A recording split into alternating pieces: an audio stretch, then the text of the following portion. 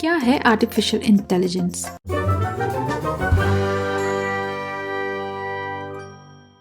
Wikipedia के मुताबिक इसकी डेफिनेशन है ये: एक मशीन जो अपनी सूझबूझ से माहौल और कार्य को समझकर एक सही और ऑप्टिमल निर्णय ले सके।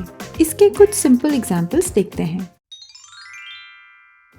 जैसे कि हम चेस खेल रहे हैं और अगले मूव का प्रेडिक्शन कि वो ऐसी क्या होनी चाहिए जिससे हमारे जीतने के चांसेस बढ़ सकें। अगर आप Amazon पे एक क्रिकेट बैट खरीदते हैं तो इमीडिएटली वो साइट या ऐप आपको ग्लव्स और पैड्स भी रिकमेंड करते हैं। या जब आप कोई मूवी देखते हैं Netflix या Amazon पे तो आपको सिमिलर मूवीज के सजेशंस आने लग जाते हैं। अगर हम अपने चारों ओर देखेंगे तो पाएंगे कि जो भी गैजेट्स हम यूज कर रहे हैं वो सब लास्ट 150 to 200 इयर्स में इन्वेंट हुए हैं, पर ह्यूमंस तो हजारों सालों से हैं और हमारा कॉग्निटिव रेवोल्यूशन 70,000 साल पहले शुरू हुआ। तो अब पिछले कुछ सालों में ही क्यों इतने आइडियाज, वो भी इतनी रैपिडली क्यों आ रहे हैं? इसके मेनली 3 कारण हैं। पहला, हमें अपने हंटर या गैदरर एंसेस्टर्स की तरह रोज खाने की खोज में निकलने की जरूरत नहीं पड़ती और ज्यादातर लोगों को अपने एग्रीकल्चरल रेवोल्यूशन के दादा परदादाओं की तरह दिन भर खेतों में काम करने की जरूरत भी नहीं पड़ती। अब हमारे पास मशीन्स हैं, मतलब हमारे पास अब ज्यादा फ्री टाइम है। मशीन ज्यादातर हमारा काम कर रहे हैं ताकि हम बेहतर और जल्दी काम कर सकें। नए इन्वेंशंस, नई सोच।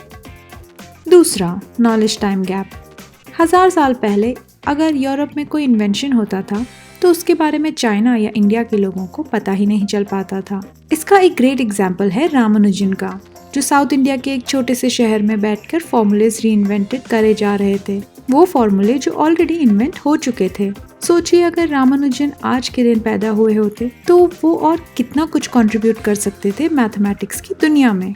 आज के दिन अगर कोई नया इन्वेंशन होता है दुनिया के किसी भी कोने में तो हमें मिनटों में पता चल जाता है उसके बारे में। जैसे अगर कल कोई वैक्सीन रिलीज होगा कोरोना के लिए तो पूरी दुनिया के पास उस दवाई का फॉर्मूला अवेलेबल होगा। और तो और ग्लोबल कोलैबोरेशन भी देखने को मिल सकता है दुनिया के अलग अलग कोनों से साइंटिस्ट्स के बीच। और तीसरा, कंप्यूटर्स।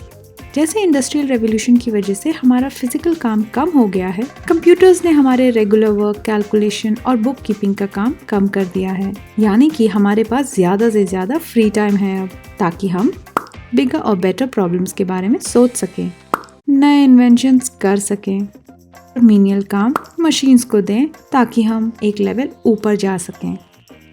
तो आज आर्टिफिशियल इंटेलिजेंस रेवोल्यूशन में है, जहाँ हम मशीन्स को सोचना सिखा रहे हैं ताकि वो और काम कर सकें और बाकी दूसरे बेहतर काम पे हम अपना ध्यान दे सकें। मशीन लर्निंग का एक प्रैक्टिकल यूज देखते हैं। बहुत ग्रोसरी स्टोर्स, डी-मार्ट, रिलायंस स्मार्ट, मोर हमारे स्पेंडिंग हैबिट्स को देखकर प्रेडिक्ट करते हैं कि हम नेक्स्ट क्या खरीदने वाले हैं। इसे एक उदाहरण से समझते हैं। यूएस के वॉलमार्ट ने अपने मशीन लर्निंग एल्गोरिथम से पता किया कि जब भी यूएस में स्टॉर्म आता है तो लोग 7 times मोर स्ट्रॉबेरी पॉप टार्ट्स खरीदते हैं और प्री हरिकन का टॉप सेलिंग आइटम था बियर। इस फाइंडिंग से पहले हरिकन वार्निंग आने पे वॉलमार्ट फ्लैशलाइट्स और सेफ्टी इक्विपमेंट्स अपने शेल्फ और इन्वेंटरीज में ज्यादा रखता था। थैंक्स टू दिस फाइंडिंग अब उन्हें पता चल गया कि कस्टमर्स क्या प्रेफर करता है। इससे वो बेहतर प्लान कर सकते हैं। कस्टमर्स भी खुश और कंपनी भी खुश। ऐसे ही एक और कंपनी टारगेट ने मशीन लर्निंग के प्रेडिक्शन से समझ रहे थे कि उनके कस्टमर्स नेक्स्ट क्या खरीदने वाले हैं और फिर उससे रिलेटेड ऑफर कूपन्स कस्टमर्स के घर भेजने लगे। और कई बार ये प्रेडिक्शन सही भी होते थे। मजे की एक बात बताती हूँ। एक दिन एक टारगेट स्टोर में एक आदमी आया और चिल्लाने लगा कि आप डायपर, बेबी क्लोथ्स और क्रिप्स के कूपन क्यों मेरे घर भेज रहे हैं?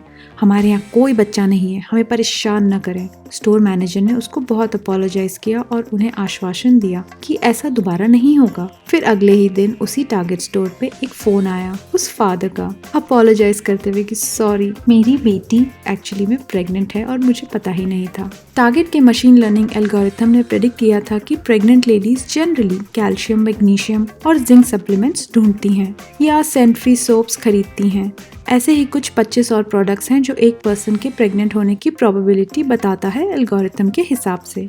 पर इस इंसिडेंट के बाद टारगेट ने अपना प्रेगनेंसी एल्गोरिथम बंद कर दिया, क्योंकि कुछ न्यूज़ पर्सनल फैमिली मेंबर्स तक ही सीमित रहे तो अच्छा है, जैसे कि प्रेगनेंसी।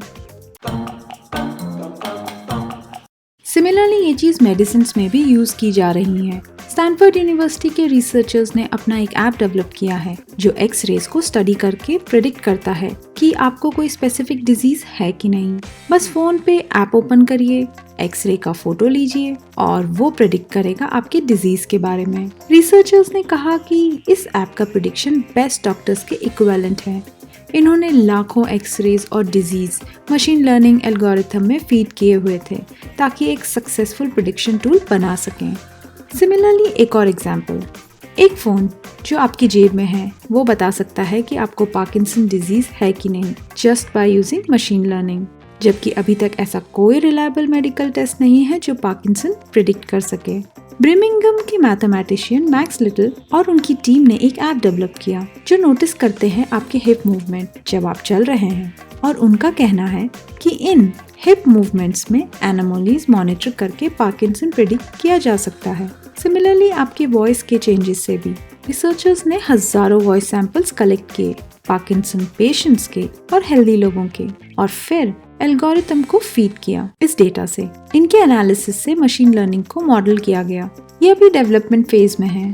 सिमिलरली एक और highly used machine learning algorithm heart attack predictor, जो आपकी sugar, chest pain, BP, cholesterol की डेटा हिस्ट्री को यूज करके हार्ट अटैक्स प्रेडिक्ट करता है। पर जैसे आप देख सकते हैं, डेटा और मशीन लर्निंग से हम किसी भी डिजीज का अर्ली प्रेडिक्शन कर सकते हैं जिससे कई जानें बच सकती हैं। इसीलिए अब कहा जाता है कि data is the new oil.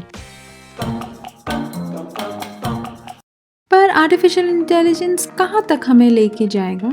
क्या हम आर्टिफिशियल इंटेलिजेंस और नेचुरल इंटेलिजेंस के बीच का फर्क बता सकते हैं? क्या इंटेलिजेंट रोबोट्स हमारे सारे प्रॉब्लम्स सॉल्व करेंगे? और क्या कभी ऐसा दिन आएगा जब रोबोट्स और हमारे में कोई डिफरेंस नहीं रहेगा? वेल, ऑनेस्टली मुझे नहीं पता, पर आर्टिफिशियल इंटेलिजेंस में कांस्टेंट डेवलपमेंट्स हो रहे हैं और उनका लेटेस्ट माइलस्टोन है सोफिया, एक AI powered humanoid robot. Hanson robot company द्वारा सोफिया को सऊदी अरेबिया ने सिटीजनशिप दिया है।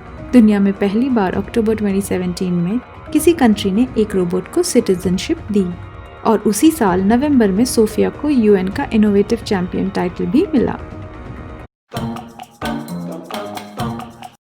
जैसे हर चीज़ का पॉजिटिव और नेगेटिव इफेक्ट है, वैसे ही मशीन लर्निंग के भी नेगेटिव इफेक्ट्स हैं। पहले जो काम इम्पॉसिबल था ह्यूमंस के लिए, वो अब AI की बदौलत बहुत आसान हो गया है। इनमें से एक चीज़ है फेक वीडियोस बनाना।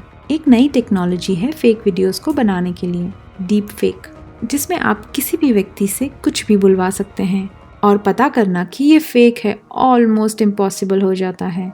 यहाँ उदाहरण के लिए मैं आपको एक छोटा सा क्लिप दिखाती हूँ बर्कली यूनिवर्सिटी का, जो इस बात को प्रूव करता है कि आज के टाइम पे मशीन लर्निंग और AI किस तरह से आपकी आंखों और आपके कानों को धोखा दे सकता है। Especially our friends who are lesbian, gay, bisexual, or transgender. I visited with the families of many of the victims on Thursday, and one thing I told them is that they're not alone.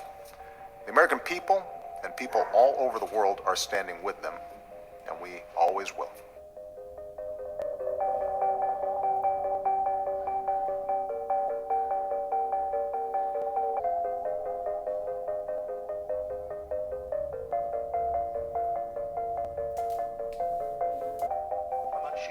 Stole my microphone. They took it to Kenya. They took my microphone to Kenya and they broke it, and now it's broken. कुछ disadvantages होने के बावजूद भी we can not deny कि machine learning हमारी life का एक major part बनने वाला है। ये ऑलरेडी बन चुका है। We have to live with this. शायद हम 20 साल में सेल्फ ड्राइविंग कार्स देखेंगे, disease prediction, better agriculture methodologies और उन प्रॉब्लम्स को सॉल्व कर पाएंगे जिन्हें हम पहले कभी सॉल्व नहीं कर पाए, लाइक क्लाइमेट चेंज। होपफुली हम क्लाइमेट चेंज को भी रिवर्स कर पाएंगे मशीन लर्निंग से। We might be slow in getting there, but we sure are going to get there. Thanks for watching and keep learning, क्योंकि हम बेहतर तो कल बेहतर।